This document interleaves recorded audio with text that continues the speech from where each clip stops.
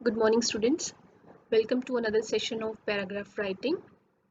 The topic sentence and the body, that is, the supporting sentences or developers, now completed. It remains only to end the paragraph.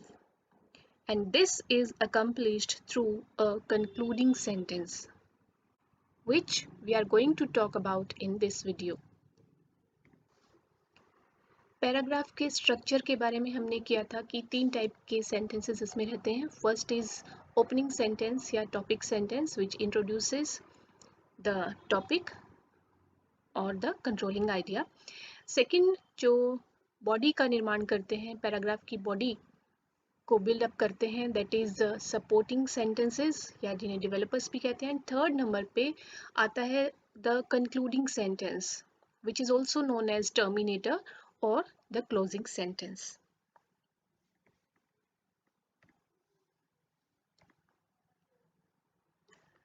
Concluding sentence क्या होता है? A concluding sentence is how you sum up a paragraph by briefly revisiting the information covered.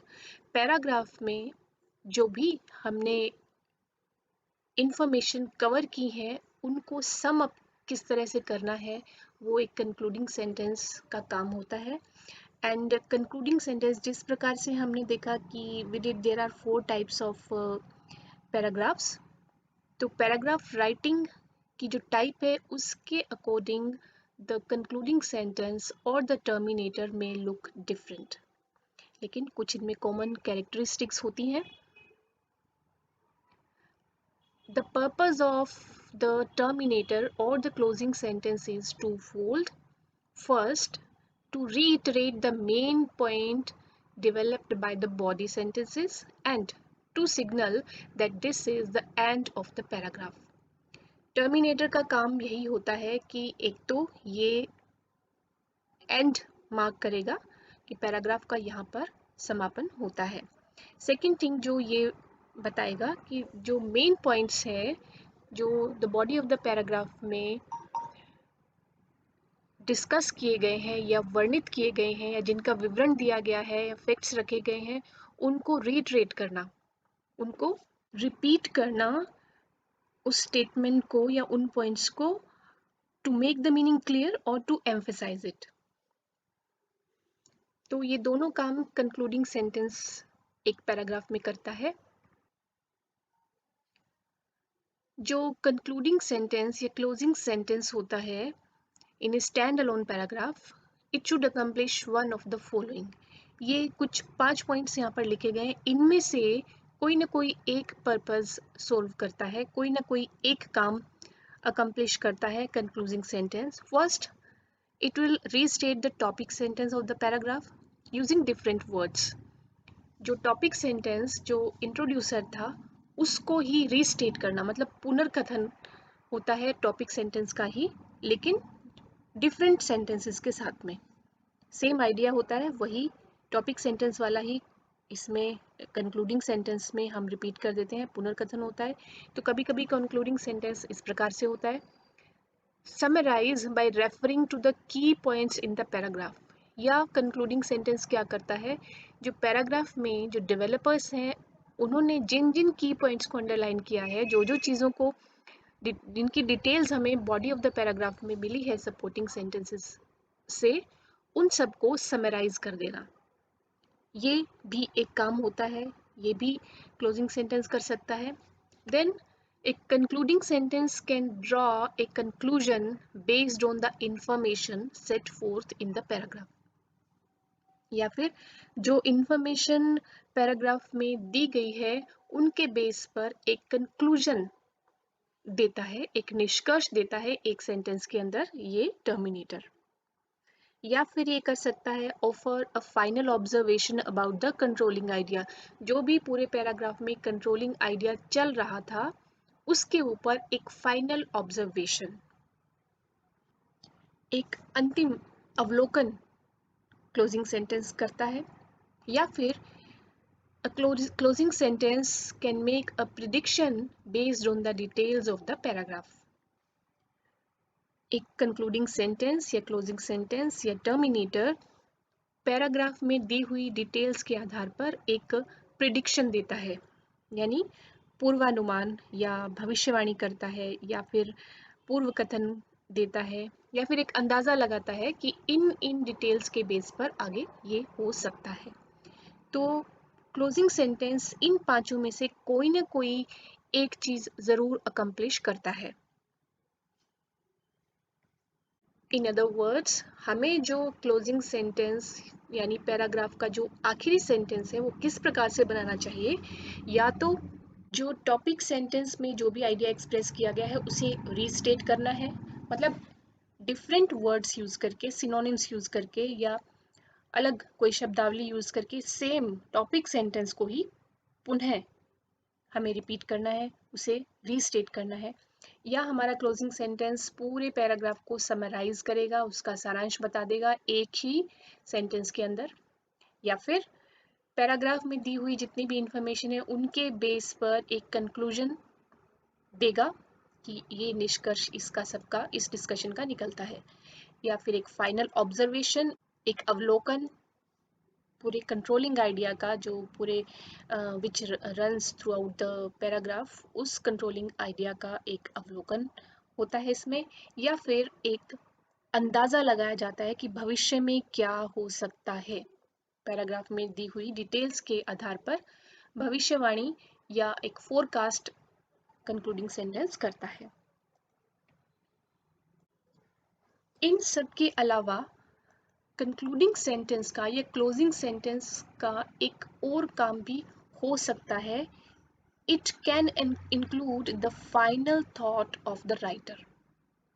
जो अभी हमने 5 points किए उनके अलावा, in addition to the closing statement, जो क्लोजिंग स्टेटमेंट देगा उसके अलावा ये क्या कर सकता है, the writer may wish to include a final thought.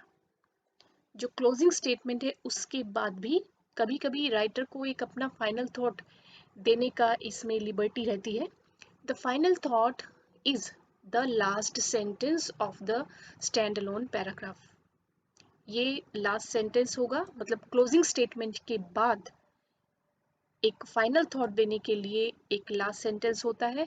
If the writer has not had an opportunity to interject an opinion about the topic, the final thought is the last opportunity to do so. यानी कभी कभी paragraph writing में ऐसा होता है कि writer को interject करने की अपॉर्चुनिटी नहीं मिलती है। इंटरजेक्ट मीन्स इंटरपोज करना या कुछ इंटरप्ट करना, अपनी बात कुछ ऐड करनी है, तो वो पूरे बॉडी ऑफ द पैराग्राफ में चांस नहीं मिलता। Still something important that he wishes to include in the paragraph, तो उसे यहाँ पर लास्ट में क्लोजिंग स्टेटमेंट के बाद में एक लास्ट अपॉर्चुनिटी यहाँ पर मिलती है, जहाँ पर जो राइटर है वो अपना opinion as a final thought दे सकता है। क्लोजिंग स्टेटमेंट, फाइनल ऑब्जर्वेशन या कंक्लूजन के बाद भी यदि कोई ऐसी बात जो उसे पैराग्राफ में कहनी थी लेकिन वो कह नहीं पा रहा है, तो लास्ट में एज ए फाइनल थॉट उसे पैराग्राफ में इंक्लूड किया जा सकता है।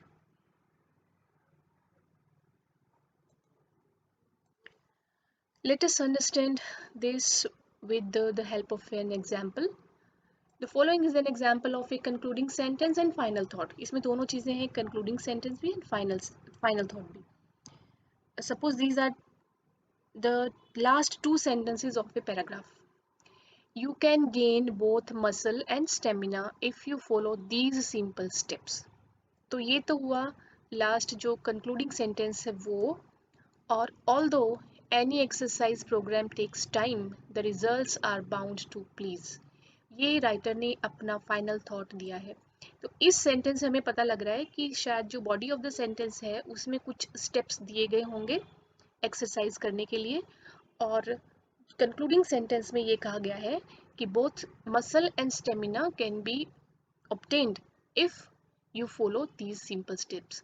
बॉडी ऑफ द सेंटेंस में जो डेवलपर्स ने जो एक्सप्लेन की है चीज़ें कि एक्सरसाइज के ये सिंपल स्टेप्स यूज़ करने से आपको मसल एंड स्टेमिना दोनों मिलेंगे। देन राइटर ने अपना एक फाइनल जो थॉट है वो दिया है कि किसी भी प्रकार का एक्सरसाइज प्रोग्राम हो उसे उसमें टाइम तो लगता है, लेकिन the results are bound to please. जो रिजल्ट्स हैं उसके हमेशा हैप्पीनेस देने वाले ही होते हैं। The first sentence of the pair is the concluding statement. This one, ये कंक्लूडिंग स्टेटमेंट है which reiterates a general statement about exercise and the steps to follow in order to achieve muscle and stamina। और जो last sentence है, that is the writer's opinion about the results of such a program। पूरे paragraph में steps दिए हैं exercise के, और concluding statement में बताया गया है कि ये स्टेप्स फॉलो करने से अच्छा हेल्थ मिलेगा, मसल्स मिलेंगे, स्टेमिना होगा।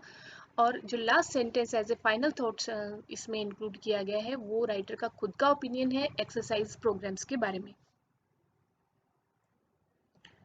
Generally, concluding sentence begins with a transition word।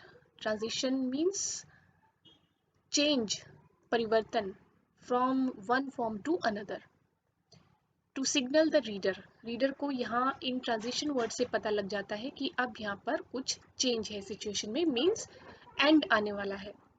Here are some examples of transitions used with concluding sentences: all in all, in other words, in any event, in brief, in short। So these are the transition words which we can use at the beginning of the concluding sentence। कुछ और examples हैं closing sentence starters के रूप में जिनको use किया जाता है, like in conclusion, therefore, as expressed, overall, as a result, thus, finally, lastly, for this reason, in general।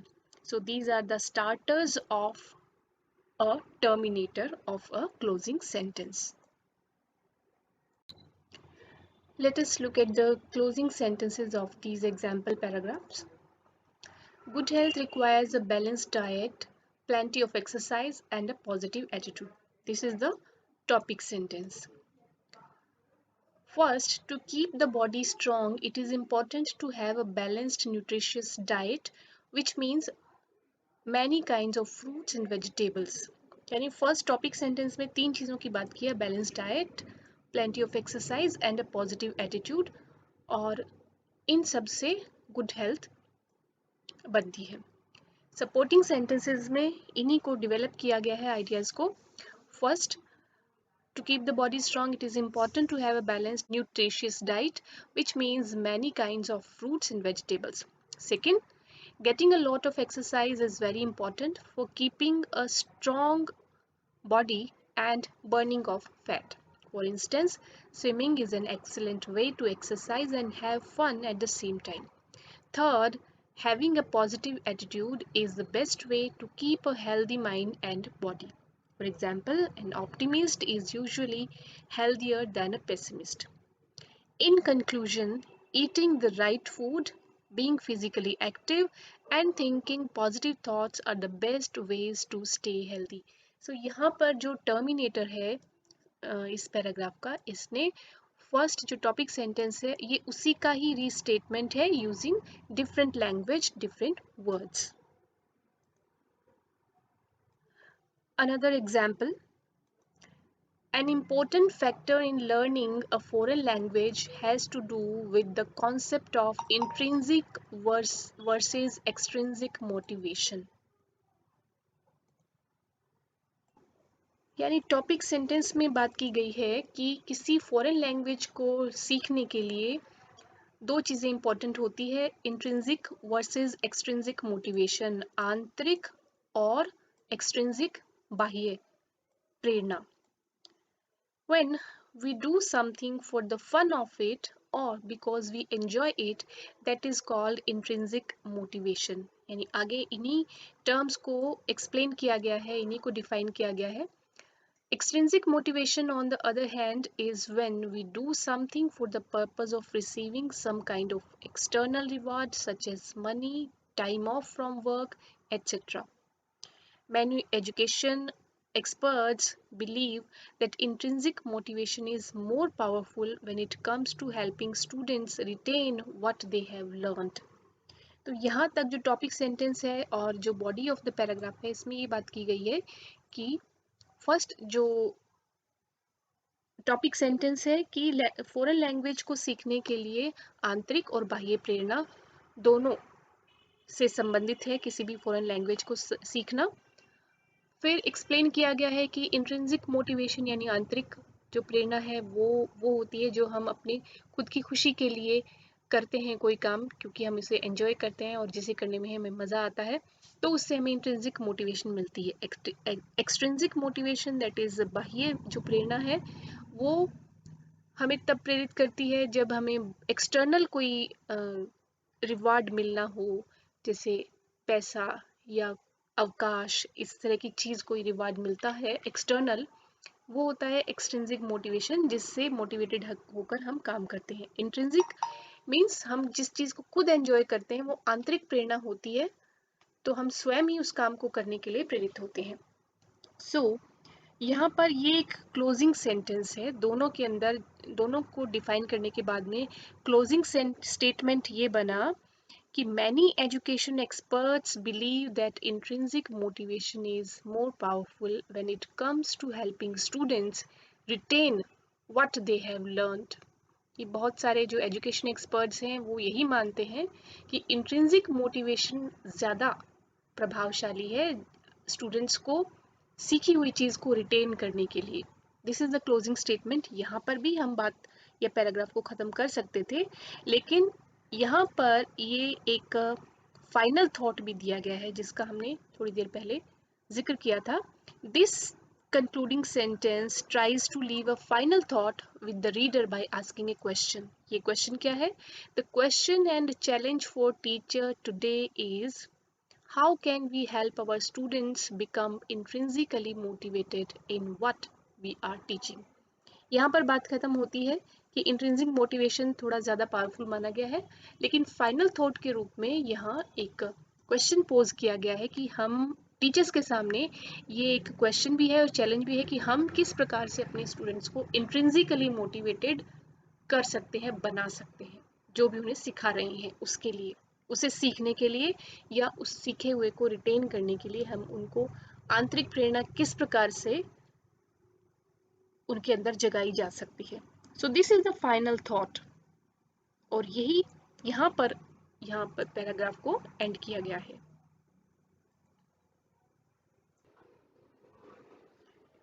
Next example, democracy is a government of the people for the people by the people।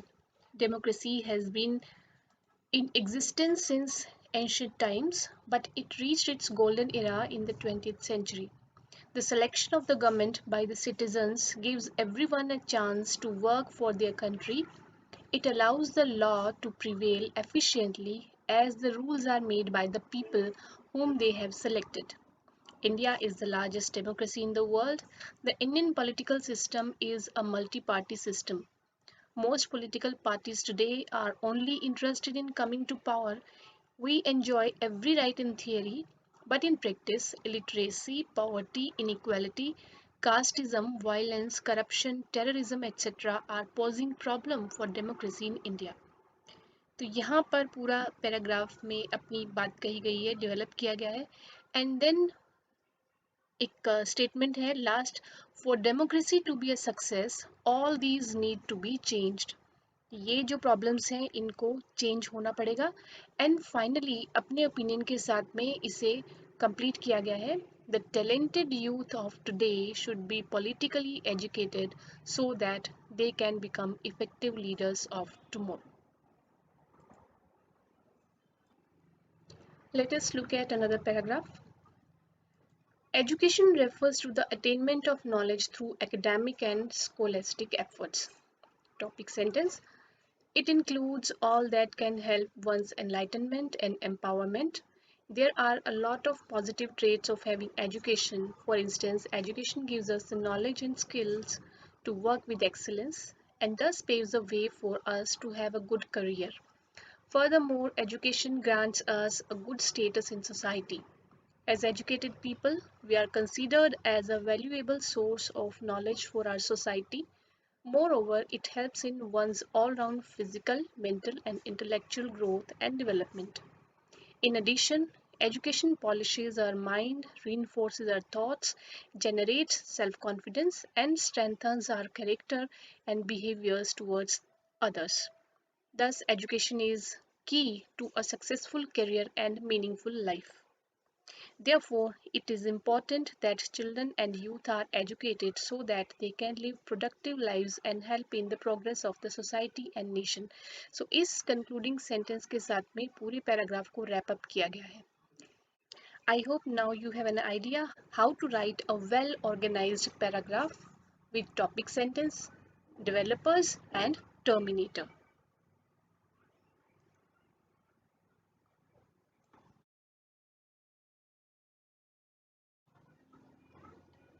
Now we know that concluding sentence is the final statement or the last sentence of the paragraph. It relates or reviews the main idea or main points of the paragraph. It restates the topic sentence using different words, or it should be a summary of the previous discussion and not include any new information. This is important. Last में कोई भी new information नहीं होगी. Concluding sentence कुछ भी नया idea नहीं देगा. जो ऑलरेडी पैराग्राफ में डिस्कस किया गया है या डिटेल्स दी गई है उसी को रैप अप करना है. The reader should be able to identify the key points in the text by reading the concluding sentence.